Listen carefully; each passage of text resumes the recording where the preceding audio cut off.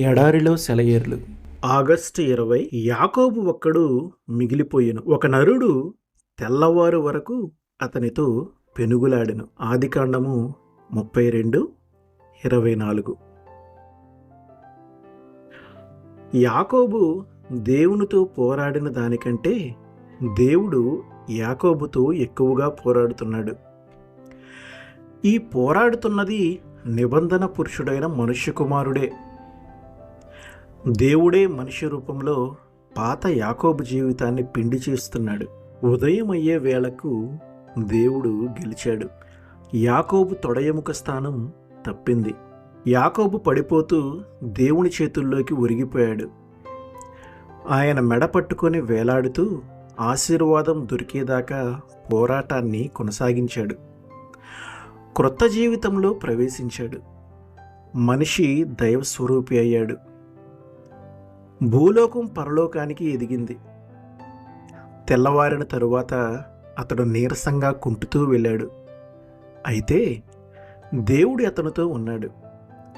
ఆకాశవాణి ప్రకటించింది, నీవు దేవునితోనూ మనుష్యులతోనూ పోరాడి గెలిచితివి గనక ఇక మీదట నీ పేరు ఇశ్రాయేలే గాని యాకోబు అనబడదు. మారిన ప్రతి జీవితంలోనూ ఇది ఓ ప్రామాణిక దృశ్యం కావాలి. దేవుడు మనలను ఒక ఉన్నతమైన సేవకు పిలిచినప్పుడు, మన సాధన సంపత్తులన్నీ మనల్ని విడిచిపోయినప్పుడు, మనకందరికీ అత్యవసర పరిస్థితులు ఎప్పుడో ఒకప్పుడు వస్తాయి. మనం చేయగలమనుకున్న దానికంటే ఉత్కృష్టమైన బాధ్యత ఎదురైనప్పుడు దేవుని సహాయాన్ని పొందాలంటే ఏదో ఒకదాన్ని పరిత్యజించాలి, లోబడాలి. మన సొంత జ్ఞానం, స్వనీతి, స్వశక్తి మొదలైన వాటిని విడిచి క్రీస్తుతో పాటు శ్రమల పాలై ఆయనతో కలిసి తిరిగి లేవాలి. అత్యవసర పరిస్థితుల్లోకి మనల్ని ఎలా తీసుకువెళ్లాలో ఆయనకు తెలుసు. బయటికి ఎలా తీసుకురావాలో కూడా తెలుసు. ఆయన నిన్నెలా నడిపిస్తున్నాడా? ప్రస్తుతం నీకున్న శ్రమలు, కష్టాలు, అసాధ్యమైన విపత్కర పరిస్థితులు, వీటన్నిటి అర్థం ఇదేనేమో.